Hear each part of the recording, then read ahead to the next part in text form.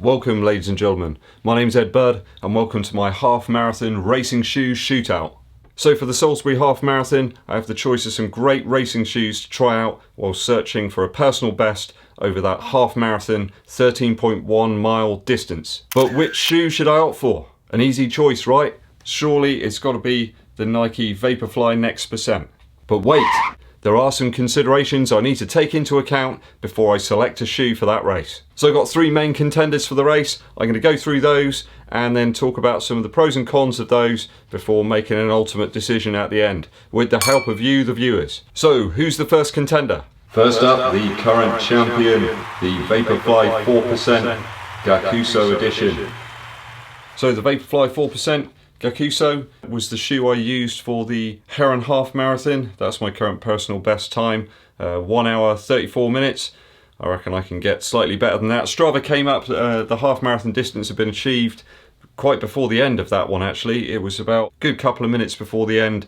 It clocked in being half marathon had been completed, the 13.1 miles. So it's probably around about 134, 133. So I've done about 33 miles in this shoe. It weighs about 230 grams. That's about 8.1 ounces. Heel to toe drop on this, I believe, is about 10 mil. So both the shoe and I performed really well on the day, the Heron Half Marathon.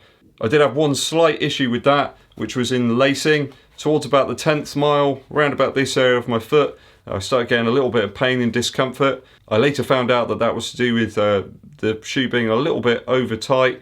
It felt good early on, but as the race continued, my foot expanded a little bit and learnt a very valuable lesson there, not to over tighten the shoe, but really great time in these, very comfortable and really gave me an incredible feeling of propulsion. The miles felt very easy in fact up to that stage. So that problem really didn't hinder me too much. I was really impressed with the performance of this shoe. It does feel a little bit different to the original Vaporfly 4% Flyknit. There are some changes, you've probably seen those in my previous videos, but certainly this heel counter, there's a little bit more support there, and certainly the material to me feels a little softer. I don't know whether the weave's a little bit different, but there's certainly a difference with this version of the shoe. So in terms of pros, why should I choose this one for my race shoe? Well, it's only got 33 miles on the clock. It's still got a lot of life left in it yet. It's light, it's fast, it really did enable me to push the pace. I was hitting some really great times over the first 6 or 7 miles. I managed to keep them relatively consistent throughout the whole race, but I was really impressed with the performance of this shoe and what it enabled me to do. The Zoom X midsole still in fantastic condition. There's loads and loads of life left in this one, so that's got to be a factor when considering which shoe I should select for the race. It certainly is a worthy choice. It's a known quantity as well. I'm experienced in this shoe. I know that it can do the job. There won't be any surprises that crop up during that 13.1 miles. There are a couple of negatives I can see about utilising the 4% Gakuso. There is a small section of the race which I believe is on grass. I mean, I could be wrong. I've looked through loads of the pictures and looked at some of the race routes, but it does seem like there is a section on grass. These shoes do not work well on grass at all. The outsole really doesn't work. You slip and slide around and it's not ideal. I've had the misfortune of using the 4%, albeit the initial version, the Flyknit Crimson version, on a race which started off on a grass verge. It was a difficult experience and one which I have not forgotten. I'm awaiting confirmation about that grass section of the route. If you have raced the Salisbury Half Marathon before, please comment below and let me know. If you've got some experiences, I'd really love to hear them. The second contender is the plucky new Vaporfly Next %. This weighs in about 220 grams, around about 7.8 ounces. So this is Nike's new, improved iteration of the Vaporfly series. It's a little lighter than the previous 4% Flyknit version. It has a completely revised upper with this Vaporweave stuff, and the midsole has an increased amount of Zoom X in it, especially under this forefoot area here. That does mean a slight change in the heel to toe drop to round about 8 mil. So I've used this shoe on a couple of test runs and I've really enjoyed the experience, but it is somewhat different in terms of feel and takes a little bit of time to get used to. So there isn't a huge amount to go on with this shoe at present. Obviously some people have used it in some races, but there's no significant secondary research that you can do to find out whether the performance of this shoe is an improvement on the previous one. certainly in terms of us non-elite people. Obviously, Kofuzi wore this shoe for his Boston qualifying attempt, which he managed to do. Fantastic achievement, absolutely blows my mind. Kofuzi's just so dedicated to that training, and I'd like to wish him all the best in terms of his Chicago Marathon attempt with Nike. All that additional training, I think he's going to do it. In fact, I don't think he's going to do it. I know he's going to do it. I believe he can do it. So this is geared up as the new King, but I do have a few anxieties about using it for a race. So firstly, the Zoomfly 3 isn't as close to the fit and feel to the Vaporfly Next % as the previous Zoomfly Flyknit and Vaporfly 4% Flyknit were. I don't think the miles that I might put in with the Zoomfly 3 will be as representative of the Next % as the Zoomfly Flyknit and Vaporfly 4% Flyknit were. It's really good to be able to get a feel for a shoe by perhaps wearing the kind of training counterpart to it, but I don't think those two shoes are anywhere near as close as the previous iterations were. So that fills my mind a little bit with anxiety. You know, will I wear this shoe and will it be so completely different that it puts me off and perhaps I run into some issues with maybe the fit or the drop of the shoe. Secondly, some test runs that I did in the shoe did seem to show that the change in drop may take a little time to get used to. A half marathon race isn't the time or place to be getting accustomed to a new shoe. It's a gamble that I'm not really prepared to take. I'm not a gambling man, and that's something that I really don't want to enter into. I don't want the shoe to not work for me in a big peak race such as the Salisbury Half Marathon. And that's it really in terms of negatives. There aren't really very many.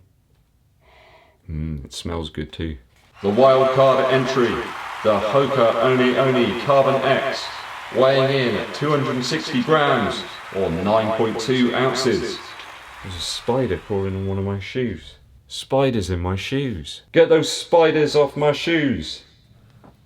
So this is my wildcard entry into the Shootout, the Hoka Oni Carbon X. I think this shoe looks absolutely fantastic, don't you viewers? It really does do something for me. I don't know what it is. It's quite simple. It has this fantastic midsole and outsole combination. It really does look fantastic with a little yellow pull tab on the back that I probably won't ever use, but it really does look great. So it's a really light, breathable and very rigid shoe. It's very different in terms of the 4% and the Next %, but it's one I've enjoyed running in thus far. You don't have as cushioned or a springy midsole here as the Vaporfly series. And although it's not really geared up as being a racing shoe as such, I think it does need to be considered in this Shootout. So it's certainly a light shoe. It has a very nice feel on foot with a little bit more room in the toe box area than the other two shoes in the Shootout. Shoes in the Shootout. Shoes, yeah. Got that right. So certainly a very stable feeling shoe. It has a huge amount of width here in terms of surface area on the outsole. So really aimed at being a fast distance shoe worn by people doing marathons, ultra marathons, stuff like that. It's got that carbon plate here in the midsole, and it's certainly aimed at being a fast shoe, although it doesn't really have as pronounced a feeling of propulsion as the Vaporfly series. So more stability, but I don't feel as if I can push myself quite as much in this shoe and achieve those very fast paces. Not that I really need to do that for my half marathon. I need to aim for around about 6 minutes 50 per mile to be able to smash my personal best. And that's probably achievable in this shoe, but it certainly feels like I need to put more effort in to get to that type of pace. The shoe does feel significantly more rigid to me than the Vaporfly series shoes. It has required a slightly different approach from me in terms of my form, in terms of my stride, and in terms of my cadence to get the best out of it. Though I do feel that I am getting there now. Again, I'd say, is it the right time within a race, like a peak race situation, to be using a shoe where you're kind of using a slightly different technique, you're getting used to it? I would probably err on the side of no, it's not the right time. Hey, you wouldn't use some weird new gel, energy gel or sustenance during a race, so why would you use a shoe that's different? You just wouldn't do it. You'd just be a fool. So which of these shoes am I going to utilise for the race? Well, I don't know yet. Given the choice, surely I would go for the Next percent, but I think I need to do some more test runs in this shoe first to make sure I'm completely happy and those anxieties are gone. That aside, if I do have any anxieties there, I'll probably go with the 4%. I know it works for me. I know it can do a job. I was very close in the Gakuso Vaporfly 4% to that 1:30 time. I think with some changes in my training, really pushing myself a little bit in terms of pace and improving the length of those long runs, I reckon I could do it in this shoe. If you have any experiences in running in these shoes, certainly over the half marathon or marathon distance, I would love to hear about them. It'll really help me to make an educated and informed decision on which shoe I should utilise for the Salisbury Half Marathon. That's all from me today. Thanks for watching through to the end of the video. Please subscribe and hit the bell for notifications on when my new videos are published. Make sure to like the video and comment below. My name's EDDBUD and I'll be seeing you.